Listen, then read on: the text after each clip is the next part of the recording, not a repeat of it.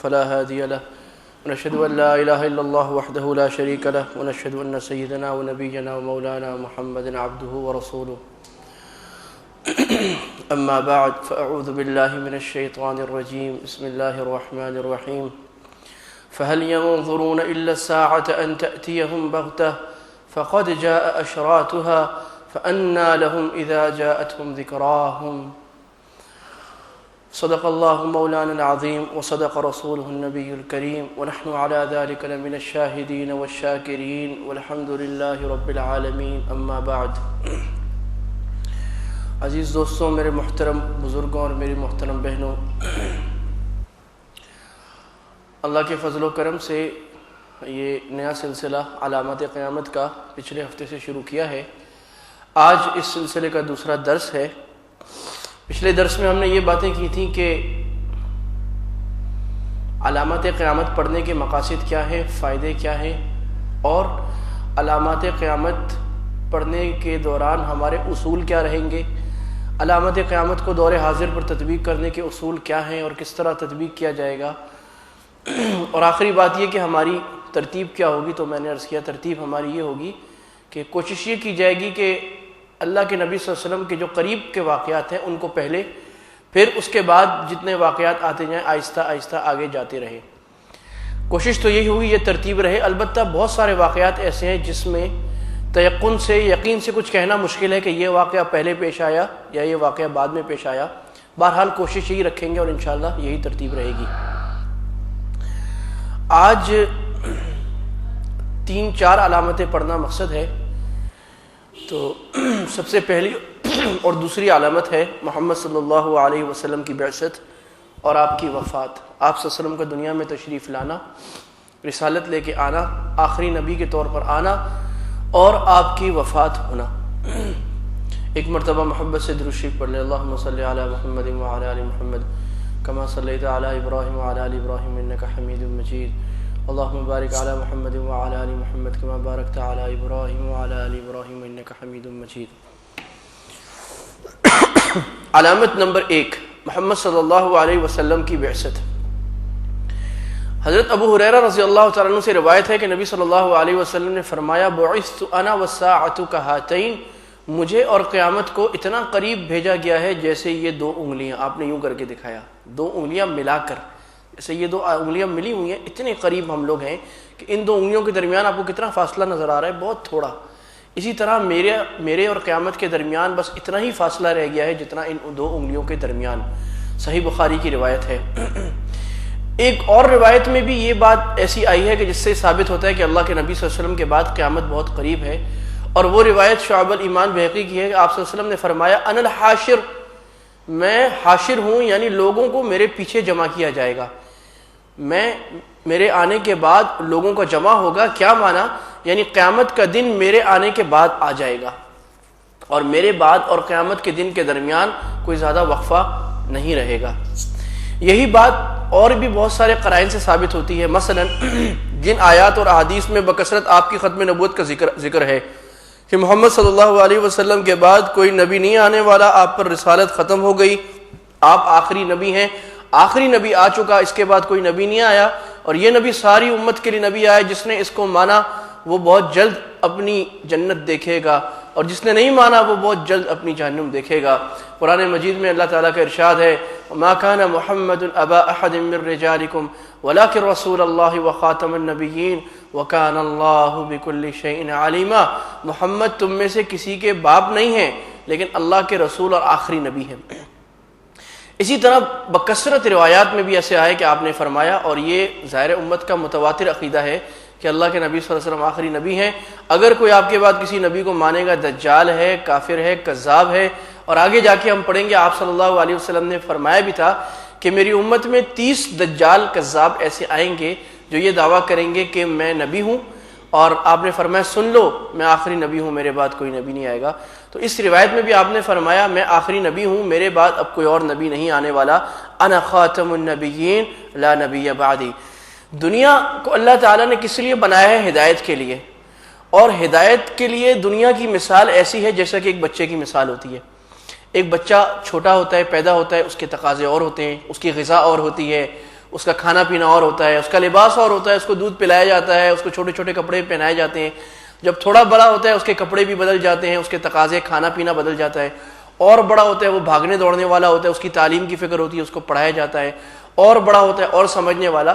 جس طرح بچہ بڑا ہوتا رہتا ہے اس کے تقاضے بھی مختلف ہوتے رہتے ہیں، یہاں تک کہ جب انسان جوانی کو اور اپنی عمر کے عروج کو پہنچتا ہے اس کے بعد اس میں پھر بیشی نہیں ہوتی، اس میں کمی آتی ہے۔ اسی طرح یہ انسانیت پوری اللہ تعالیٰ نے جتنی انسان کو پیدا فرمایا، یہ انسانیت کی مثال علماء نے ایک بچے کی سی دی ہے کہ آدم علیہ السلام کے زمانے میں اللہ کی مخلوق اور انسانیت ایک بچہ تھی، جیسے جیسے بڑی ہوتی گئی اللہ تعالیٰ ان کی ضرورت کے مطابق شریعت کو نافذ کرتے رہے اور شریعت کو نازل کرتے رہے، کیونکہ دنیا میں انسان کی سب سے بڑی ضرورت کیا ہے؟ اپنے خالق کی پہچان۔ دنیا میں ایک راستہ اللہ کی مرضی کا جس کے اوپر چلے، اسی راستے کو شریعت کہا جاتا ہے۔ شریعت کے بغیر دنیا مردہ ہے، اور شریعت کے بغیر انسان ایسا ہے جیسے بیکار، اور ایسا ہے جیسے بے فائدہ اور عدم وجود کا کوئی وجود نہیں ہے۔ لہٰذا ہر دور کے مناسب ایک شریعت آتی گئی۔ اب جب آخری شریعت آ گئی اور آخری نبی آ گئی تو یہ ایسا ہی ہے جیسے انسان کا عروج آ گیا۔ اب اس کے بعد کیا آئے گا؟ زبردست جوانی کے بعد کیا آئے گا؟ بڑھاپا ہی آئے گا نا۔ اس کا مطلب ہے اب دنیا اوپر نہیں جائے گی، اب دنیا ڈھلے گی اور آہستہ آہستہ اپنے خاتمے کی طرف جانا شروع ہو جائے گی۔ چنانچہ دنیا اللہ کے نبی صلی اللہ علیہ وسلم کی بعثت یہ دنیا کی آخری چوٹی تھی اور انسانی زندگی کا آخری عروج تھا۔ آپ صلی اللہ علیہ وسلم کی وفات کے بعد دنیا اب نیچے جانی شروع ہو گئی ہے۔ دوسری علامت، یہ پہلی علامت تھی محمد صلی اللہ علیہ وسلم کی بعثت۔ ایک لمبی حدیث ہے، آپ صلی اللہ علیہ وسلم نے خطبہ دیتے ہوئے ایک مرتبہ فرمایا، اور بڑا عجیب خطبہ دیا جس سے صحابہ کے دل دہل گئے اور ہل گئے۔ آپ نے فرمایا میری بات غور سے سننا، دنیا اب اتنی ہی باقی رہ گئی ہے جتنا ایک برتن میں خالی ہونے کے بعد چند قطرے باقی رہ جاتے ہیں، بس اتنا ہی ہے، اور تم عنقریب ایک ایسے عالم کی طرف منتقل ہونے والے ہو جو لا زوال ہے، اسے فنا نہیں ہے، یعنی قیامت آخرت کی طرف۔ لہٰذا اپنے ساتھ خیر لے کر جانا، کیونکہ مجھے خبر دی گئی ہے کہ جہنم اتنی بڑی اور گہری ہے کہ اس کے ایک کنارے سے اگر پتھر لڑکایا جائے اور وہ 70 سال تک لڑکتا رہے تو بھی وہ جہنم کی تہہ تک نہیں پہنچ جائے گا، اور اللہ کی قسم اس جہنم کو تم سے بھر دیا جائے گا۔ اللہم احفظنا منہم۔ بھئی جب جہنم کا تذکرہ آئے تو اللہ کے نبی کی عادت ہے کہ اللہم احفظنا منہم، اللہ ہمیں اس سے بچا لے، اور جب جنت کا تذکرہ آئے تو فوراً دعا کی اللہ انا نسألک الجنہ، اللہ ہمیں جنت عطا فرما دے، یہ صفت ہونی چاہیے۔ پھر آپ نے فرمایا اور اللہ کی قسم مجھے دوسری جانب یہ بھی بتایا گیا ہے کہ جنت اتنی بڑی ہے کہ اس کے دروازے کی 2 چوکھٹوں کے درمیان 70 سال کی مسافت کا فاصلہ ہے، یعنی ایک آدمی جنت کی ایک چوکھٹ سے دوسری چوکھٹ کی طرف چلنا شروع ہو جائے تیز رو گھوڑے پر سواری پر، اور 70 سال چلتا رہے تو جنت کی دوسری چوکھٹ تک شاید نہ پہنچ پائے۔ اور پھر آپ نے فرمایا کہ ایک دن، جس طرح فرمایا تھا نا جہنم بھی بھر دی جائے گی، آپ نے فرمایا ایک دن اس پر بھی ایسا آنے والا ہے کہ وہ کچا کچ بھر چکی ہوگی، جنت بھی کچا کچ بھر چکی ہوگی۔ اب تم یہ دیکھ لو کہ تم نے جہنم بھرنے والوں میں ہونا ہے یا جنت بھرنے والوں میں ہونا ہے۔ یعنی آپ صلی اللہ علیہ وسلم یہ بتا رہے ہیں کہ میں آ چکا ہوں اور میرے بعد دنیا کی عمر بہت تھوڑی سی رہ گئی ہے، لہٰذا جب کسی کو کوئی وقت دیا جائے اور وقت تھوڑا سا رہ جائے تو اس کے رونگٹے کھڑے ہو جاتے ہیں، اور وہ اپنی ساری غفلتوں کو چھوڑ کر اور اپنی ساری نافرمانیوں کو چھوڑ کر اور پیچھے جتنا وقت ضائع کیا اس کو چھوڑ کر اپنے کام میں لگ جاتا ہے۔ لہٰذا میں تمہیں بتا رہا ہوں یہ کام ہے، اور میں جسے ایسے دیکھ رہا ہوں جیسے کہ ابھی ہے، اور تمہیں بھی اس کو ایسے ہی دیکھ لینا چاہیے جیسے کہ ابھی نظر آ رہا ہے۔ علامت نمبر 2، رسول اللہ صلی اللہ علیہ وسلم کی وفات۔ حضرت عوف بن مالک بیان کرتے ہیں کہ میں غزوہ تبوک کے موقع پر نبی صلی اللہ علیہ وسلم کی خدمت میں حاضر ہوا، آپ چمڑے کے خیمے میں تشریف فرما تھے۔ اس زمانے میں چمڑے کا خیمہ اچھا خیمہ ہوتا تھا، یا تو خیمہ بنا کرتا تھا عام کپڑے کا، یا خیمہ بنا کرتا تھا عام اون کا، اور چمڑا جو ہوتا تھا وہ اس زمانے کا سب سے مہنگا اور سب سے اچھا پہناوا ہوتا تھا، تو چمڑے کا خیمہ کا مطلب ذرا اچھا خیمہ تھا۔ تو حضرت عوف کہتے ہیں کہ میں وہاں حاضر ہوا آپ صلی اللہ علیہ وسلم کی خدمت میں، تو آپ صلی اللہ علیہ وسلم نے مجھے پکڑا اور سینے پر ہاتھ مار کر آپ نے فرمایا عوف قیامت سے پہلے 6 نشانیاں شمار کر لو، اور پہلی علامت آپ نے بتائی میری وفات، دوسری آپ نے فرمائی بیت المقدس کی فتح، اور اس طرح آپ نے 6 علامتیں بیان کی۔ تو جو رسول اللہ صلی اللہ علیہ وسلم کی وفات ہے یہ قیامت کی دوسری علامت ہے۔ در حقیقت آپ کی وفات امت کے لیے ایک عظیم سانحہ تھا، اس کے ساتھ ہی آسمان سے وحی کا سلسلہ بند ہو گیا اور فتنوں کے دروازے کھلنے شروع ہو گئے۔ فتنہ ارتداد اور نبوت کے جھوٹے دعوے داروں کا فوراً ظاہر ہو جانا اسی سلسلے کی ایک کڑی تھی. یعنی آپ صلی اللہ علیہ وسلم جیسے فوت ہوتے ہیں فوراً عرب کی ایک بڑی تعداد مرتد ہو جاتی ہے. یہ کیا ہے؟ فتنہ ہے نا کہ صحابہ کے سامنے ایک بڑی خطرناک بڑی مشکل صورتحال پیش آ گئی کہ کیا کریں، ہمارے پاس لڑنے والے لوگ تو اتنے تھوڑے ہیں، اور ادھر سے تو فلاں بھی مرتد ہو گیا ہے، فلاں بھی مرتد ہو گیا ہے، فلاں بھی مرتد ہو گیا، یمن سے فلاں مرتد، شام سے فلاں مرتد، نجد سے فلاں مرتد، پورے کا پورا قبیلہ مرتد. اب کیا کریں؟ دوسری طرف مانعین زکوٰۃ نکل آئے جو کہتے تھے کہ ہم زکوٰۃ نہیں دیں گے، یہ الگ مسئلہ. تیسری طرف جھوٹے نبوت کے دعوے دار نکل آئے، 1 2 3 4. اب کیا کریں گے؟ تو یہ اللہ کے نبی صلی اللہ علیہ وسلم کی وفات قیامت کی علامت کیا ہے؟ قیامت کا جتنا قرب آتا جائے گا فتنے بڑھتے رہیں گے، مصائب بڑھیں گے، مشکلات بڑھیں گی، یہاں تک کہ اللہ کے نبی صلی اللہ علیہ وسلم نے آخری علامتوں میں بیان فرمایا ہے کہ فتنے ایسے آئیں گے جیسا کہ ایک تسبیح لے لو اور تسبیح کے دھاگا کاٹ دو، تو تسبیح کا دھانا کاٹنے کے بعد اس میں سے دانے کیسے گریں گے؟ ایسے نا، ٹک ٹک ٹک ٹک، تیز، بڑی تیزی سے، بغیر مہلت کے. آپ نے فرمایا قیامت کے قریب ایسے فتنے آئیں گے جیسا کہ سلکن قطعت فتقاطع، وہ برابر موسلادھار برسنے لگے. ایک عذاب، 2 عذاب، لوگ ایک مصیبت سے نہیں سنبھلیں گے دوسری مصیبت، دوسری سے نہیں سنبھلیں گے تیسری مصیبت، تیسری سے نہیں سنبھلیں گے 5-10 مصیبتیں اکٹھی سر پر نازل ہوں گی. تو اللہ کے نبی صلی اللہ علیہ وسلم کی وفات کے بعد ہی فتنے شروع ہو گئے، لہٰذا آپ صلی اللہ علیہ وسلم کی وفات یہ علامت تھی قیامت کی. علامت نمبر 3، چاند کا 2 ٹکڑے ہو جانا. اقتربت الساعة وانشق القمر وإن يروا آية يعرضوا ويقولوا سحر مستمر. قرآن مجید سورہ قمر پارہ 27 آیت نمبر 1. قیامت قریب آ گئی، وانشق القمر، اور سورج 2 ٹکڑے ہو گیا. یہ اللہ تعالیٰ نے قرآن مجید میں ارشاد فرمایا. اس کا قصہ کس طرح ہے؟ اس کا واقعہ اس طرح ہے کہ مشرکین آپ صلی اللہ علیہ وسلم سے منہ مانگی علامتیں طلب کیا کرتے تھے. کبھی کہتے تھے کہ او یکون لک بیت من زخرف او ترقی فی السماء، یا تو تمہارے لیے آپ کے پاس ایک گھر ہو سونے کا، یا آسمان اس کی سیڑھیاں بھی سونے کی ہوں، اس کی چھت سونے چاندی کی ہو، اس کی زمین سونے چاندی کی ہو.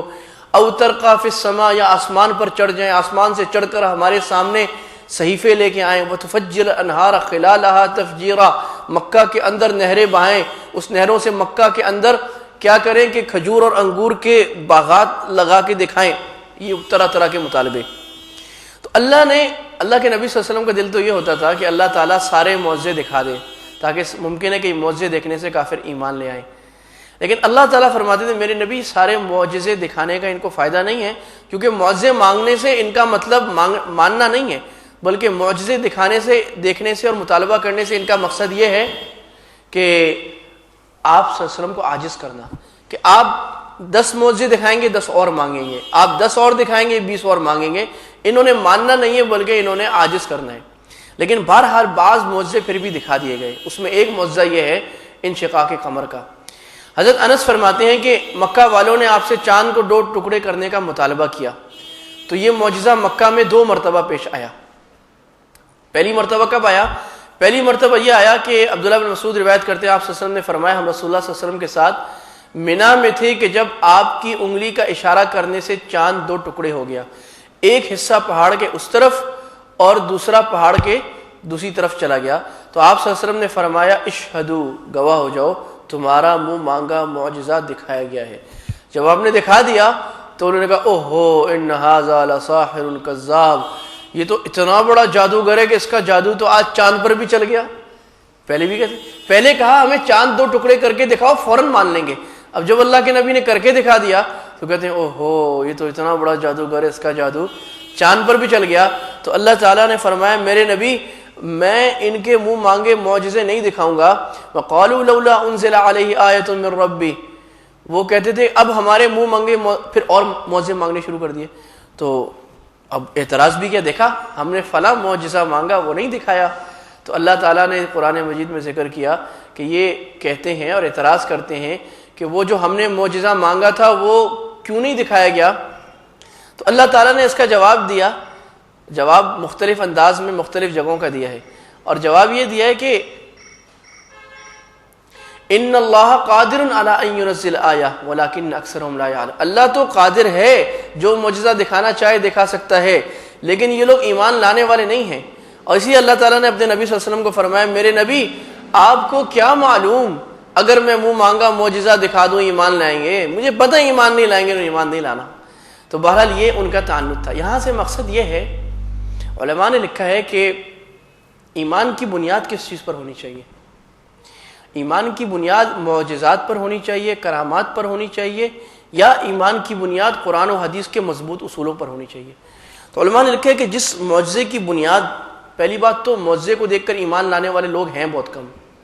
نمبر دو، اگر کوئی آدمی محض معجزے کو دیکھ کر یا کرامت کو دیکھ کر ایمان لے آئے، اس کا ایمان بڑا کمزور ہوگا، فوراً واپس چلے گا۔ کیوں؟ اس لیے کہ معجزہ اصول نہیں ہوتا، معجزہ اللہ کی عادت نہیں ہوتی، قانون نہیں ہوتا، وہ قانون کے خلاف ایک چیز ہوتی ہے۔ قانون کے خلاف تو دیکھ لیا کہ بھی آج ایسے ہو گیا، اللہ نے ایسے کر دیا، جبکہ باقی زندگی میں ہمیشہ دیکھے گا کہ قانون کے مطابق کام ہو رہا ہے۔ اب قانون کے مطابق معجزہ یہ ہو گیا کہ اللہ تعالیٰ نے فرض کرو کہ فرشتوں کو نازل کیا اور آپ کے دشمنوں کو ہلاک کر دیا۔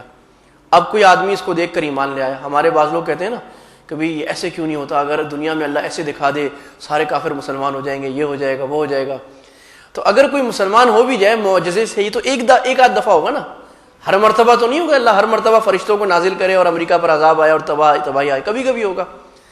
اگر کوئی آدمی اس وجہ سے ایمان لے بھی آئے کہ چلو آج تو بھئی میں نے دیکھ لیا کہ فرشتے نازل ہو گئے اور مسلمانوں کو فتح ہو گئی، کافروں کو اللہ نے نیست و نابود کر دیا، اب جب وہ ایمان لائے گا پھر کافر مسلمانوں پر ظلم کریں گے تو بار بار تو فرشتے نہیں نازل ہوں گے، پھر بولے گا دیکھو مسلمان تو دوبارہ پٹ رہے ہیں، اور مسلمان پٹ رہے ہیں اس کا مطلب ہے مسلمان باطل پر ہیں، جو مار رہے ہیں وہ حق پر ہیں۔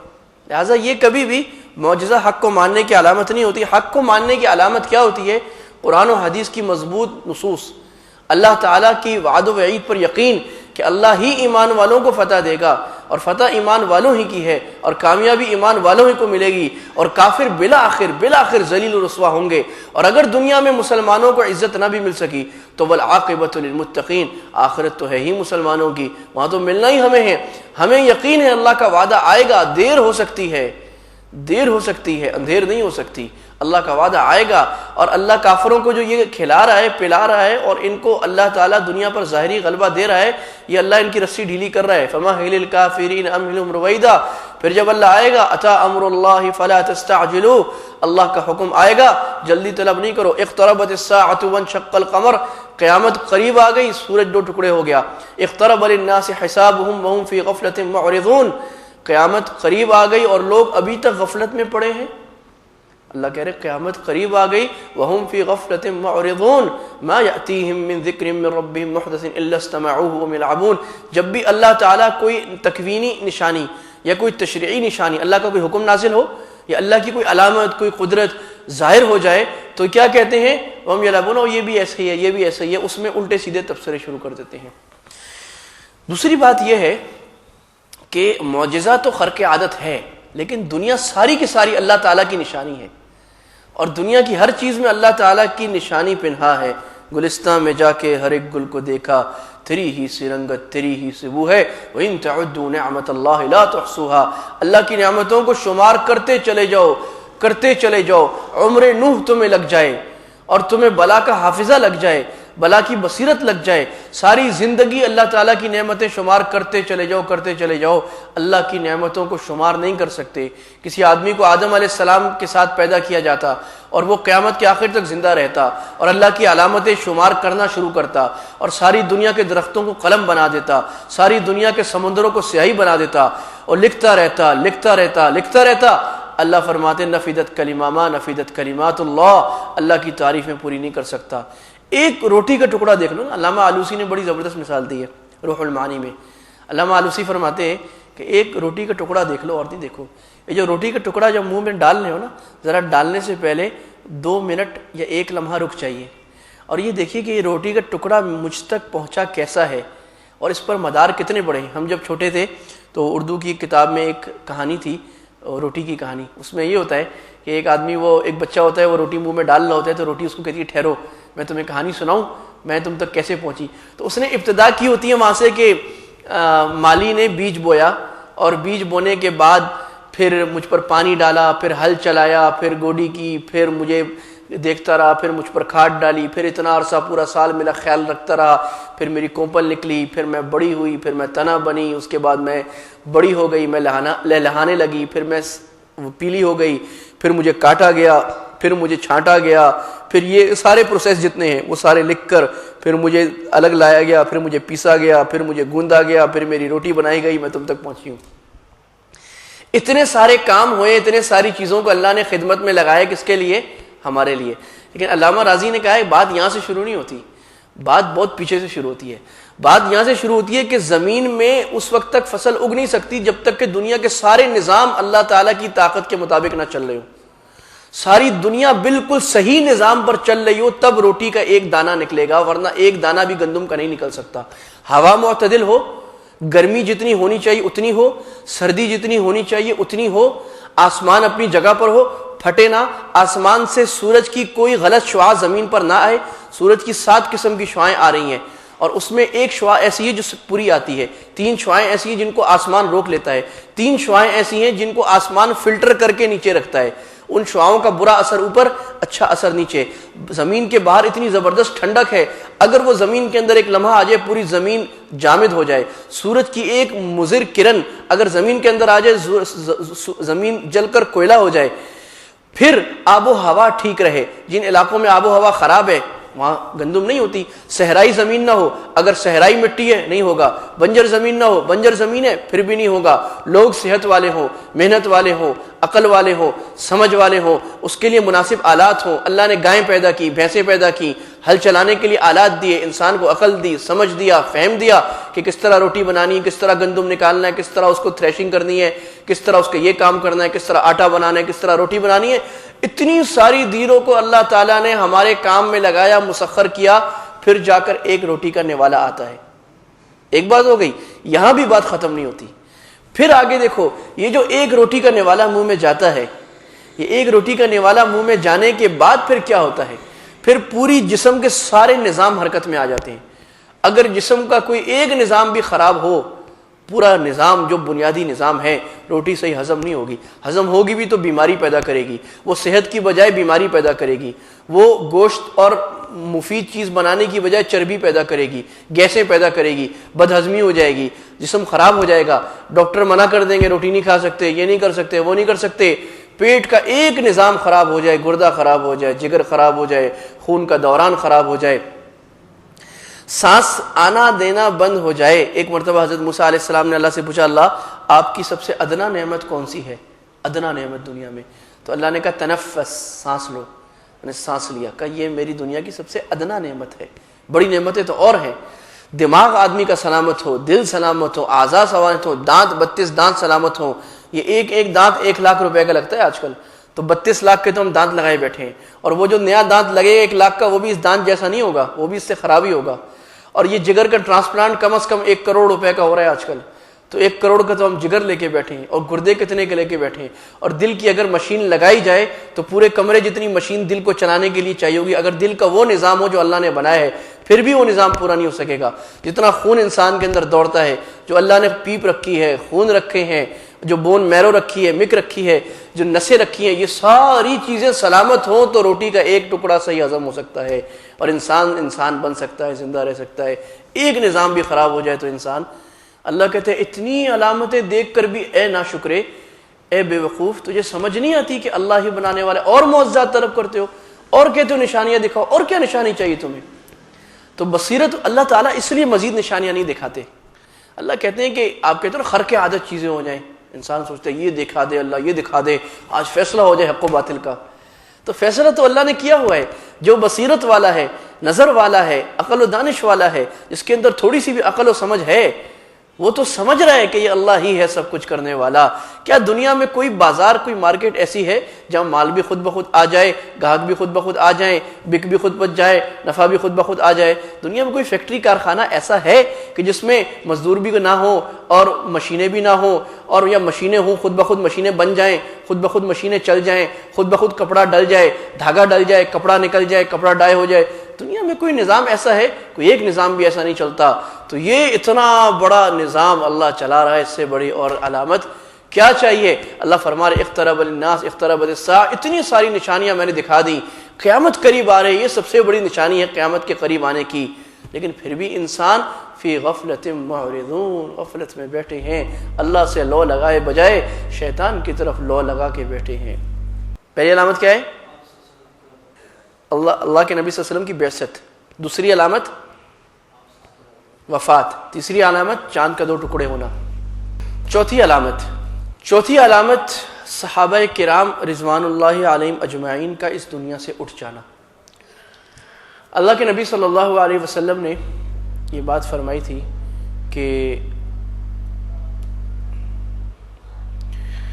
ایک حدیث ہے، اس میں آپ صلی اللہ علیہ وسلم نے فرمایا کہ دنیا میں آسمان پر جیسے ستارے انسان کی اور آسمان کی سلامتی کے ضامن ہیں، اسی طرح صحابہ کرام وہ امت کے اور میری قوم کے سلامتی کے ضامن ہیں.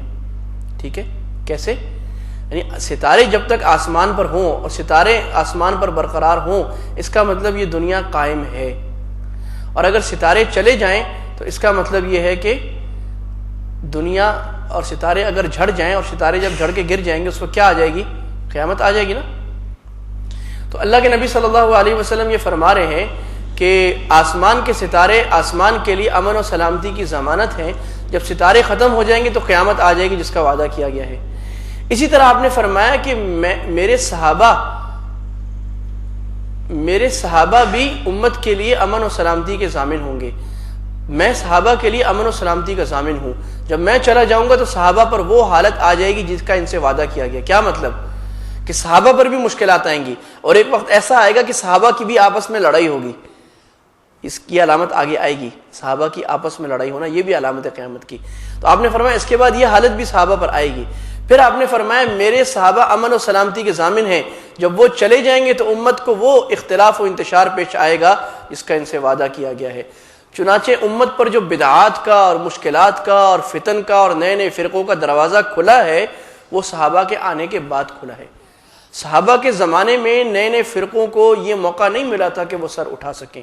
تھوڑی بہت نشانی ملتی ہے روافظ کی، وہ تھوڑے بہت سر اٹھانا شروع ہوئے تھے، لیکن روافظ بھی، رافضہ اور شیعہ بھی صحیح شکل میں نہیں آئے. صحیح فتنہ ان کا اٹھا ہے خوارج روافظ کا یہ صحابہ کے جانے کے بعد بڑی تعداد میں، 1-2 فرقوں کے علاوہ چھوٹے موٹے کے. اور صحابہ جیسے ہی گئے ہیں دنیا میں فرقوں کی بوچھاڑ شروع ہو گئی ہے. جبریہ، قدریہ، جہمیہ اور روافظ کے پھر فرقے در فرقے، خوارج کے فرقے در فرقے، مرجئہ، مختلف قسم کے فرقے دنیا میں دھڑا دھڑ نکلنے شروع. عالم اسلام فتنوں کی لپیٹ میں آ گئے، عقائد مبہم ہو گئے. مامون کے دور میں معتزلہ کا تسلط ہو گیا ہے. مامون کے دور صحابہ کے دور کے بہت قریب ہے، دور نہیں ہے، لیکن اتنا زبردست فتنہ آیا ہے. عباسی دور ہے اور ابھی 200 سال بھی نہیں ہوئے اللہ کے نبی کو گئے ہوئے کہ ایسا سخت فتنہ آیا ہے کہ پوری امت پر اور پوری خلافت اسلامیہ پر معتزلہ جو ایک گمراہ فرقہ ہے اس کی دھاک بیٹھ گئی ہے. علماء ان کے ہیں، چیف جسٹس ان کے ہیں، قاضی ان کے ہیں، اور اہل سنت کے علماء چپ کر کے بیٹھے ہیں. کوئی کچھ بات نہیں کر سک رہا، چپ کر کے بیٹھے ہیں. ایک احمد بن حنبل کھڑے ہوتے ہیں، حق کی آواز لگاتے ہیں، اور حق کی پاداش میں روز ان کو 70 کوڑے مارے جاتے ہیں. تو اتنا یہ فتنے سارے کب شروع ہوئے؟ صحابہ کے آنے کے بعد. اس لیے اللہ کے نبی صلی اللہ علیہ وسلم نے فرمایا تھا خیر القرون قرنی، سب سے بہترین زمانہ کون سا ہے؟ میرا، یعنی میں اور میرے صحابہ کا. پھر اس سے کم تر زمانہ ثم الذین یلونہم، میرے بعد تابعین کا. پھر اس کے بعد اس سے کم تر زمانہ کون سا؟ اس کے بعد آنے والے تبع تابعین کا. ثم یفشو الکذب، اس کے بعد جھوٹ بہت نکل جائے گا. یعنی جیسے جیسے دنیا قیامت کی طرف جاتی رہے گی جھوٹ بڑھتا جائے گا. جیسے جیسے نیک لوگ دنیا سے اٹھتے چلے جائیں گے قیامت قریب ہوگی، فتنے آتے جائیں گے، حق کم ہوگا اور باطل زیادہ ہوتا چلے جائے گا. تو صحابہ سے بڑا حق کا علمبردار کوئی نہیں تھا. صحابہ کے بعد جو لوگ آئے وہ صحابہ سے ایمان میں کم، ان کے بعد والے ایمان میں اور کم اور کم اور کم. یہی وجہ ہے کہ دین کا معیار کون سی جماعت ہے جو فتنوں سے محفوظ تھی، اور یہی وجہ ہے کہ صحابہ کرام رضوان اللہ علیہم اجمعین کو دین کا معیار قرار دیا گیا ہے. کہ حضرت ابن عمر رضی اللہ فرماتے ہیں من اراد ان یستنى، جو یہ چاہتا ہے کہ کسی کے پیچھے چلے تو اسے چاہیے کہ صحابہ کرام کے پیچھے چلے، کیونکہ ان کی سیرت سب سے پاکیزہ، ان کا طریقہ سب سے بہترین، اور ان کا ایمان سب سے اونچا، اور ان کی زندگی سب سے زیادہ سادہ، اور ان کی زندگی سب سے زیادہ نبی کے قریب اور تکلفات سے سب سے زیادہ خالی تھی. تو جو چلنا چاہتا ہے، جب بعد کا جتنا زمانہ بعد کا دیکھیں اس میں کچھ نہ کچھ سچ جھوٹ ملا ہوا ہے. صحابہ کے زمانے سے جو چیز مل جائے وہ صحیح ہے، لہذا جب امت میں اختلاف ہو جائے یا کسی مسئلے میں اختلاف ہو جائے تو اس میں دیکھنا چاہیے کہ صحابہ کے زمانے میں کیا موقف تھا. صحابہ کے زمانے میں جو موقف تھا اور صحابہ کو اس بارے میں جو موقف تھا وہ سب سے زیادہ امن والا، سب سے زیادہ سلامتی والا اور سب سے ٹھیک موقف ہمیشہ ہوا کرتا ہے. تو صحابہ کرام کے دنیا سے چلے جانے کے بعد بھی دنیا میں اختلاف و انتشار ہو جائے گا، یہاں تک کہ 4 علامتیں ختم ہو گئیں. ایک بات رہ گئی تھی، میں نے جو تیسری علامت آپ کو بتائی تھی کہ کیا بتائی تھی تیسری علامت؟ چاند کے 2 ٹکڑے ہونا. یہ 2 دفعہ ہوا ہے، ایک دفعہ ہوا ہے مینا میں اور دوسری مرتبہ یہی چاند کے 2 ٹکڑے ہونا یہ پیش آیا ہے آپ صلی اللہ علیہ وسلم نے جبل ابو قبیس کے اوپر سے کھڑے ہو کر یہ بتایا ہے. تو جبل ابو قبیس کے اوپر کھڑے ہو کر آپ نے یوں اشارہ کیا اور غار حرا کی طرف چاند تھا، جہاں غار حرا ہے وہاں سے تو چاند 2 ٹکڑے ہو گیا اور صحابہ فرماتے ہیں کہ ہم چاند کے 2 ٹکڑوں کے درمیان سے غار حرا کو دیکھ رہے تھے ایسے. اور یہ جی جبل ابو قبیس نظر آ رہا ہے اس تصویر میں، یہ پورا پہاڑ سامنے آپ کو مکہ کے پیچھے نظر آ رہا ہے، کعبۃ اللہ کے پیچھے یہ جبل ابو قبیس ہے. ابھی اس کا بہت سارا حصہ توڑ دیا گیا ہے. اور یہ جو نمبر 2 جہاں پر لکھا ہوا ہے، یہ جو دائرہ جہاں میں اشارہ کر رہا ہوں، یہاں پر مسجد بلال تھی. اس جگہ پر اللہ کے نبی صلی اللہ علیہ وسلم نے کھڑے ہو کر چاند کو اشارہ کیا تھا تو چاند 2 ٹکڑے ہو گیا تھا. اور یہ غار حرا کی تصویر ہے.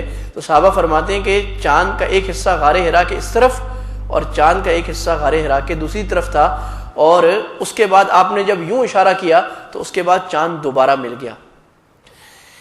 حال ہی میں ایک جدید تحقیق آئی ہے اور اس کی تصاویر بھی آ چکی ہیں کہ سائنسدانوں نے یہ انکشاف کیا ہے کہ چاند کے اوپر ایک دراڑ بڑی ہوئی، جیسے ایک پہاڑی لائن ہوتی ہے، بالکل کھڈے کھڈے وہ بنے ہوئے، اور وہ کھڈے چاند کے اندر کور تک چلے گئے ہیں، چاند کے مرکز تک چلے گئے ہیں. تو اس پر انہوں نے انکشاف کیا کہ اس کا مطلب یہ نکلتا ہے کہ چاند کسی زمانے میں ٹوٹا ہے. اب ان کو سمجھ آ گئی، یہ تو نہیں پتا تھا یہ ہماری علامت ہے.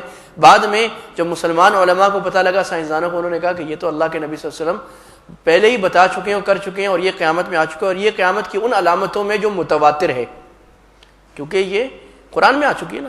اور اس کا جو انکار کرے وہ قریب بکفر ہے، کیونکہ قرآن میں جو علامت آ گئی اس کا انکار کرنا روا نہیں ہے. ایک اور بات فائدے کے طور پہ میں یہ کروں کہ اب ہم چونکہ قیامت کی علامت پڑھنے لگے ہیں، شروع کر دی ہم نے، قیامت کی علامت میں بہت ساری باتیں بڑی کثیر تعداد میں ایسے آئیں گی جو عقل کے پیمانے پر پوری نہیں اترتی. مثلا یہ چاند کا 2 ٹکڑے ہو جانا، سائنس نے ابھی مشاہدے سے تھوڑا تو بتا دیا ہے، لیکن مجموعی لحاظ سے سائنسدان یہ بات نہیں مانتے کہ چاند کبھی 2 ٹکڑے ہو سکتا ہے، یا اسی طرح سورج مغرب سے نکل سکتا ہے. اب ایسٹرولوجی والے، ایسٹرونومی والے کبھی بھی نہیں مانیں گے کہ کبھی دنیا میں ایسا بھی نظام آ سکتا ہے ملینز آف ملینز ایئرز کے بعد بھی چاند سورج مغرب سے نکل جائے. ایسے نہیں ہو سکتا ان کے نزدیک. تو لہٰذا بڑی کثیر تعداد میں وہ علامتیں آئیں گی کہ جو انسانی عقل اس کو یہ کہے گی کہ یہ ممکن نہیں ہے. یہی وجہ ہے کہ بہت سارے مسلمان نام نہاد علماء یا علم کی طرف نسبت رکھنے والے لوگ ایسے ہیں، انہوں نے اس کا انکار کیا.